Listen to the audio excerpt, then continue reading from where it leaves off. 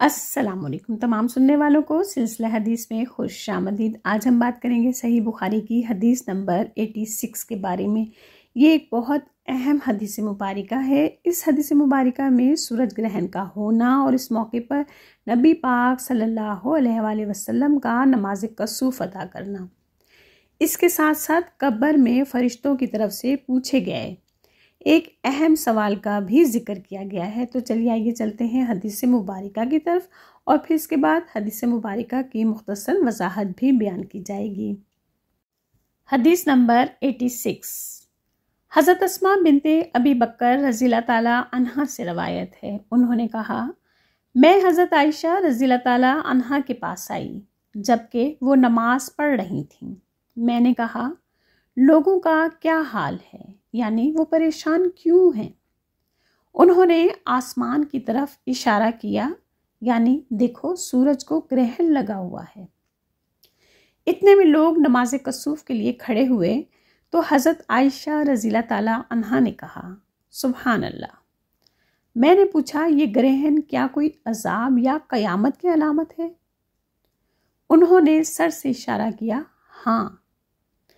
پھر میں بھی نماز کے لیے کھڑی ہو گئی، حتیٰ کہ مجھ پر غشی طاری ہونے لگی، تو میں نے اپنے سر پر پانی ڈالنا شروع کر دیا۔ پھر جب نماز ختم ہو چکی تو نبی صلی اللہ علیہ وآلہ وسلم نے اللہ تعالیٰ کی حمد و ثنا کی اور فرمایا، جو چیزیں اب تک مجھے نہیں دکھائی گئی تھیں انہیں میں نے اپنی اس جگہ سے دیکھ لیا ہے، حتیٰ کہ جنت اور دوزخ کو بھی، اور میری طرف یہ وحی بھیجی گئی ہے کہ قبروں میں تمہاری آزمائش ہوگی، جیسے مسیح دجال یا اس کے قریب فتنے سے آزمائے جاؤ گے۔ راوی حدیث فاطمہ نے کہا، مجھے یاد نہیں کہ حضرت اسماء رضی اللہ تعالیٰ عنہا نے ان لفظ مثل اور قریب میں سے کون سا کلمہ کہا تھا، اور کہا جائے گا کہ تجھے اس شخص یعنی رسول اللہ صلی اللہ علیہ وآلہ وسلم سے کیا واقفیت ہے، ایماندار یا یقین رکھنے والا؟ فاطمہ نے کہا، مجھے یاد نہیں کہ حضرت اسماء رضی اللہ تعالیٰ عنہا نے ان دونوں مومن اور موقن میں سے کون سا کلمہ کہا تھا؟ کہے گا کہ وہ حضرت محمد صلی اللہ علیہ وآلہ وسلم اللہ کے رسول ہیں جو ہمارے پاس کھلی نشانیاں اور ہدایت لے کر آئے تھے، ہم نے ان کا کہا مانا اور ان کی پیروی کی، وہ محمد صلی اللہ علیہ وآلہ وسلم ہیں۔ 3 بار ایسا ہی کہے گا، چنانچہ اس سے کہا جائے گا کہ تو مزے سے سو جا، بے شک ہم نے جان لیا کہ تو محمد صلی اللہ علیہ وآلہ وسلم پر ایمان رکھتا ہے اور منافق شک کرنے والا۔ فاطمہ نے کہا، مجھے یاد نہیں کہ حضرت اسماء رضی اللہ تعالیٰ عنہا نے ان لفظ منافق اور مرتاب میں سے کون سا کلمہ کہا تھا؟ کہے گا، میں کچھ نہیں جانتا، ہاں لوگوں کو جو کہتے سنا میں بھی وہی کہنے لگا۔ یہ حدیث مبارکہ حضرت اسماء بنت ابی بکر رضی اللہ تعالیٰ عنہا سے روایت کی گئی ہے۔ حضرت اسماء رضی اللہ تعالیٰ عنہا جو کہ حضرت عائشہ صدیقہ رضی اللہ تعالیٰ عنہا کی بڑی بہن تھیں اور حضرت ابو بکر صدیق رضی اللہ تعالیٰ عنہ کی بیٹی تھیں، وہ یہ تمام احوال جب سورج کو گرہن لگا اور نبی پاک صلی اللہ علیہ وآلہ وسلم نے اس موقع پر نماز کسوف ادا کی، اور پھر نماز کے بعد جو کچھ نبی پاک صلی اللہ علیہ وآلہ وسلم نے وہاں موجود لوگوں کو بتایا وہ حضرت فاطمہ رضی اللہ تعالیٰ عنہا کو بتا رہی ہیں۔ وہ کہتی ہیں کہ ایک دفعہ ایسا ہوا کہ میں اپنی بہن حضرت عائشہ رضی اللہ تعالیٰ عنہا کے پاس آئی، دیکھا کہ وہ نماز پڑھ رہی تھیں۔ میں نے کہا، لوگوں کا کیا حال ہے، یعنی وہ کیوں پریشان ہیں؟ کیونکہ انہوں نے دیکھا کہ یہاں بہت سے لوگ جمع ہیں تو وہ خود بھی پریشان ہو گئیں اور حیران و فکر مند بھی کہ کیا وجہ ہے، خیر یہ تو ہے جو یہاں اتنے سارے لوگ جمع ہیں اور پریشان بھی دکھائی دے رہے ہیں۔ تو ان کی بہن حضرت عائشہ رضی اللہ تعالیٰ عنہا نے آسمان کی طرف اشارہ کیا، یعنی دیکھو سورج کو گرہن لگا ہوا ہے۔ حضرت عائشہ رضی اللہ تعالیٰ عنہا حالت نماز میں تھیں، تو تو انہوں نے ہاتھ یا انگلی سے آسمان کی طرف اشارہ کیا، یعنی آسمان کی طرف دیکھو، سورج کو گرہن لگا ہوا ہے۔ حضرت اسماء رضی اللہ تعالیٰ عنہ نے آسمان کی طرف دیکھا تو پوچھنے لگی کہ گرہن کوئی عذاب ہے یا قیامت کی نشانی ہے؟ تو حضرت عائشہ رضی اللہ تعالیٰ عنہ نے سر سے ہاں کا اشارہ کیا۔ اب اکثر لوگوں کے ذہن میں آیا ہوگا کہ حضرت عائشہ رضی اللہ تعالیٰ عنہ نماز پڑھ رہی تھیں اور ساتھ 2 دفعہ انہوں نے حضرت اسماء رضی اللہ تعالیٰ عنہ کے سوالوں کے جواب اشارے سے دیے۔ اول ایک تو یہ کہ یہ فرض نماز نہیں تھی، اور دوسرا یہ کہ جب کوئی شخص کسی پریشانی میں مبتلا ہو یا کچھ پوچھ رہا ہو تو انتہائی مجبوری کی حالت میں جب آپ بہت ضروری سمجھیں کہ اسے جواب دیا جائے تو سر یا ہاتھ کا اشارہ کیا جا سکتا ہے، کیونکہ یہ نماز کسوف انتہائی طویل نماز تھی جو نبی پاک صلی اللہ علیہ وآلہ وسلم نے ادا کی، جس کے بارے میں صحابہ کرام رضی اللہ تعالیٰ عنہم خود کہتے ہیں کہ ہم نے نبی پاک صلی اللہ علیہ وآلہ وسلم کو اس سے زیادہ طویل نماز ادا کرتے کبھی بھی نہیں دیکھا تھا۔ اب یا تو حضرت عائشہ رضی اللہ تعالیٰ عنہ نماز ختم ہونے کے بعد انہیں جواب دیتی، تو اس صورت میں حضرت اسماء رضی اللہ تعالیٰ عنہ اس نماز کی ادائیگی سے محروم رہ جاتی، لیکن حضرت عائشہ رضی اللہ تعالیٰ عنہ کے اشارے کے ذریعے جواب دینے سے حضرت اسماء رضی اللہ تعالیٰ عنہ کو اندازہ ہو گیا کہ یہ کوئی خاص نماز ہے، لہٰذا وہ بھی نماز کے لیے ساتھ ہی کھڑی ہو گئیں۔ اب حضرت اسماء رضی اللہ تعالیٰ عنہ کہتی ہیں کہ نماز کی ادائیگی کے دوران مجھ پر غشی یعنی بے ہوشی طاری ہونے لگی۔ ایک تو یہ کہ یہ نماز بہت طویل تھی، قیام بھی کافی لمبا تھا اور پھر رکوع بھی کافی طویل تھا، اور اس کے ساتھ ساتھ صحرا کی شدید ترین گرمی اور دن کا درمیانی حصہ، تو حضرت اسماء رضی اللہ تعالیٰ عنہ قریب تھا کہ بے ہوش ہو جاتی۔ انہوں نے اپنے سر پر پانی ڈالنا شروع کر دیا۔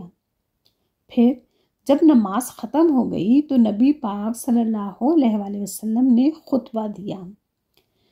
سب سے پہلے نبی پاک صلی اللہ علیہ وآلہ وسلم نے اللہ سبحانہ تعالیٰ کی حمد و ثنا بیان کی۔ پھر آپ صلی اللہ علیہ وآلہ وسلم نے فرمایا، جو چیزیں اب تک مجھے نہیں دکھائی گئی تھیں انہیں میں نے اپنی اس جگہ سے دیکھ لیا ہے، حتیٰ کہ جنت اور دوزخ کی۔ یعنی حالت نماز میں اللہ سبحانہ تعالیٰ نے ان پر کافی چیزیں ظاہر کر دیں، حتیٰ کہ جنت اور دوزخ تک نبی پاک صلی اللہ علیہ وآلہ وسلم پر ظاہر کر دی گئیں۔ پھر ساتھ ہی نبی پاک صلی اللہ علیہ وآلہ وسلم نے فرمایا کہ میری طرف یہ وحی بھیجی گئی ہے کہ قبروں میں تمہاری آزمائش ہوگی، جیسے مسیح دجال یا اس کے قریب فتنے سے آزمائے جاؤ گے۔ یعنی دجال کا فتنہ جس قدر شدید ہوگا، وہ فتنہ جس سے بہت کم لوگ بچ پائیں گے اور اپنا ایمان ضائع کر بیٹھیں گے، یعنی وہ بہت سخت گھڑی ہوگی جب انسان کے لیے اپنا ایمان بچانا مشکل ہو جائے گا۔ تو بالکل اسی طرح قبر کی جو پکڑ ہے، جو آزمائش ہے، وہ بہت سخت ہے اور اس کا ہر شخص نے سامنا کرنا ہے۔ راویہ حدیث فاطمہ نے کہا، مجھے یاد نہیں کہ حضرت اسماء رضی اللہ تعالیٰ عنہا نے ان میں سے کون سا لفظ کہا تھا کہ دجال کے فتنے کی طرح یا دجال کے فتنے سے ملتا جلتا، وہ فتنہ جس کے ذریعے انسان کے ایمان کو پرکھا جائے گا۔ بالکل اسی طرح کی گھڑی قبر میں بھی آئے گی جب انسان کے ایمان کو جانا جائے گا اور اس سے کہا جائے گا کہ تجھے اس شخص یعنی رسول اللہ صلی اللہ علیہ وآلہ وسلم سے کیا واقفیت ہے۔ اب ہم میں سے اکثر لوگوں کو معلوم ہوگا اور ہو سکتا ہے کسی کو نہ بھی معلوم ہو کہ قبر میں سب سے پہلے پوچھا جائے گا کہ تمہارا رب کون ہے، پھر پوچھا جائے گا تمہارا دین کیا ہے، اور پھر اس کے بعد پوچھا جائے گا کہ نبی پاک صلی اللہ علیہ وآلہ وسلم کے بارے میں تمہارا کیا علم ہے۔ ان کے بارے میں تم کیا جانتے ہو؟ حضرت فاطمہ رضی اللہ تعالیٰ عنہا کہتی ہیں کہ میں نہیں جانتی کہ حضرت اسماء رضی اللہ تعالیٰ عنہا نے مومن کہا تھا یا موقن۔ خیر، مومن یا موقن دونوں کے ایک ہی معنی ہیں، یعنی ایمان رکھنے والا اور یقین رکھنے والا۔ تو جو شخص نبی پاک صلی اللہ علیہ وآلہ وسلم پر ایمان رکھتا ہوگا یا یقین رکھتا ہوگا تو وہ کہے گا کہ حضرت محمد صلی اللہ علیہ وآلہ وسلم اللہ کے رسول ہیں جو ہمارے پاس کھلی نشانیاں اور ہدایت لے کر آئے۔ ہم نے ان کا کہا مانا اور ان کی پیروی کی۔ 3 بار وہ ایسا ہی کہے گا، پھر فرشتے اس سے کہیں گے تو مزے سے سو جا، بے شک ہم نے جان لیا کہ تو محمد صلی اللہ علیہ وآلہ وسلم پر ایمان رکھتا ہے۔ اب ہم یہاں تھوڑی دیر کے لیے سوچتے ہیں کہ جب فرشتہ ہم سے نبی پاک صلی اللہ علیہ وآلہ وسلم کے بارے میں پوچھے گا اور ہم بھی یہی کہیں گے کہ وہ اللہ کے رسول ہیں جو ہمارے پاس کھلی نشانیاں اور ہدایت لے کر آئے، لیکن کیا ہم فرشتوں کو کہہ پائیں گے کہ ہم نے ان کا کہا مانا اور ان کی پیروی یا ان کی اطاعت کی؟ دیکھا جائے تو یہ ایک بہت اہم اور سوچنے کی بات ہے، اور ہم سب کو ہی اپنے ایمان کا جائزہ لینا ہے اور دیکھنا ہے کہ ہم اس وقت کس سمت جا رہے ہیں۔ پھر حضرت فاطمہ رضی اللہ تعالیٰ عنہ کہتی ہیں کہ حضرت اسماء رضی اللہ تعالیٰ عنہ نے فرمایا کہ جب یہی سوال اس شخص سے جو نبی پاک صلی اللہ علیہ وآلہ وسلم کی رسالت پر تہ دل سے ایمان نہیں رکھتا ہوگا، ان کے نبی ہونے پر وہ مختلف قسم کے شکوک و شبہات کا شکار ہوگا، اور اگر بالفرض منہ سے کہتا بھی ہوگا کہ وہ اللہ کے رسول ہیں لیکن دل سے تسلیم نہیں کرتا ہوگا، یعنی منافق، تو شک کرنے والا اور منافق شخص تو یہی کہے گا کہ میں ان کے بارے میں کچھ نہیں جانتا، ہاں لوگوں کو جو کہتے سنتا تھا میں نے بھی وہی کہنا شروع کر دیا۔ لہٰذا نبی پاک صلی اللہ علیہ وآلہ وسلم کی رسالت پر یقین رکھنا ایمان کا حصہ ہے، اور جو شخص رسول اللہ صلی اللہ علیہ وآلہ وسلم کی رسالت پر شک کرتا ہے وہ دائرہ اسلام سے خارج ہے۔ امید کرتی ہوں کہ یہ حدیث مبارکہ بھی ہم سب کے علم میں وسعت کا ذریعہ ثابت ہوئی ہوگی۔ بس اللہ سبحانہ تعالیٰ سے یہی دعا ہے کہ اللہ پاک ہم سب مسلمانوں کو دین سمجھنے کی اور دین پر عمل کرنے کی توفیق عطا فرمائے، آمین۔ اگر ویڈیو پسند آئی ہو تو اسے لائک اور صدقہ جاریہ کے طور پر شیئر کرنا ہرگز نہ بھولیے گا، اور اگر چینل پر نئے ہیں تو براہ مہربانی چینل کو سبسکرائب کرتے جائیے۔